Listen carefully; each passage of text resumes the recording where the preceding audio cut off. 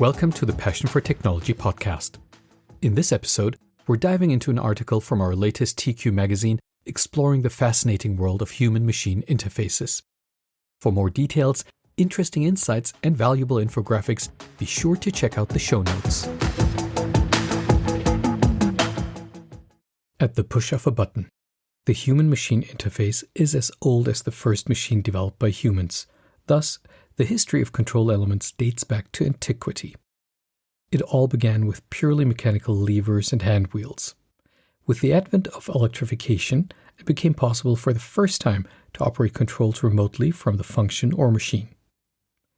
This led to significant advances in operator safety and allowed users to control all functions or multiple machines from a central control station. Various designs have been and continue to be used.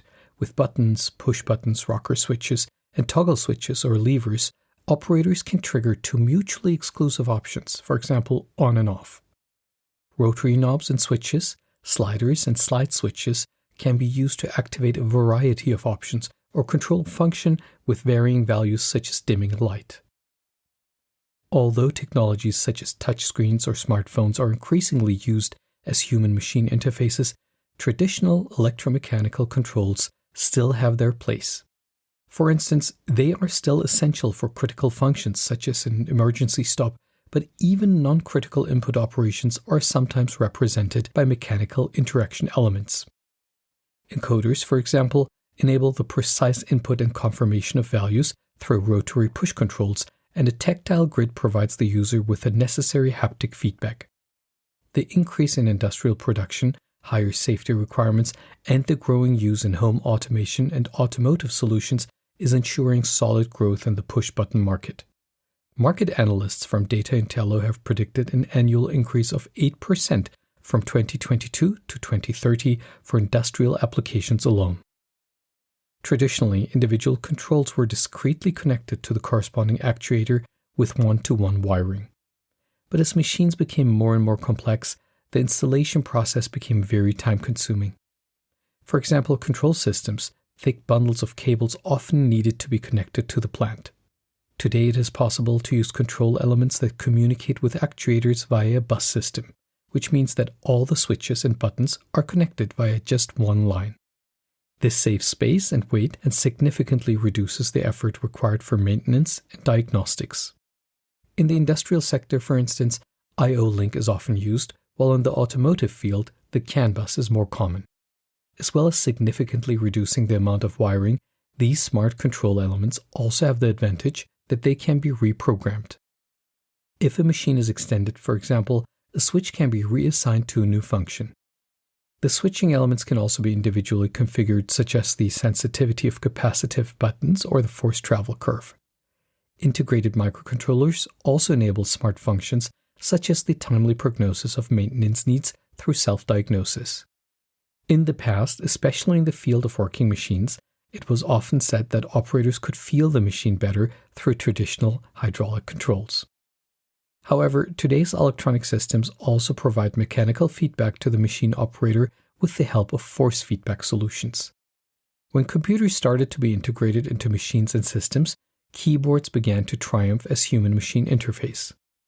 Various technologies have become established, but mechanical keyboards are currently trending and are making particular headway among computer gamers. They use small switches under each key to send the corresponding signals. As a result, these keyboards are more expensive than membrane keyboards, but offer improved performance in terms of response time and tactility, which are essential for professionals and gamers. Another advantage is their longer lifespan. They last more than 50 million keystrokes, while membrane-based keyboards can only endure about 10 million strokes. In addition, mechanical gaming keyboards allow the user to precisely adjust the operation of the keys to their needs. Keyboards are also used in the industrial sector.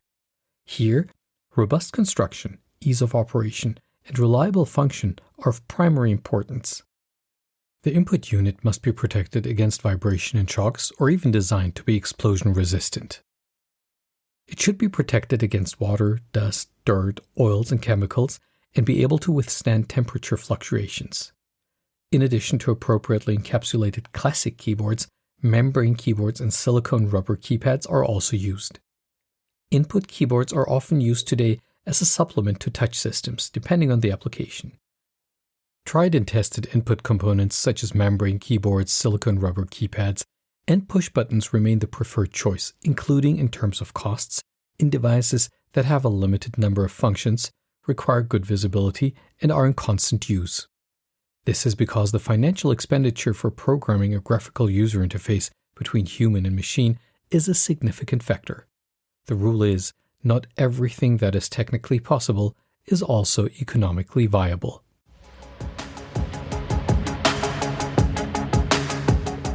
We hope that you enjoyed this episode. For more in-depth information on the latest trends and technologies in human-machine interfaces, check the show notes to access the latest TQ magazine, available free of charge.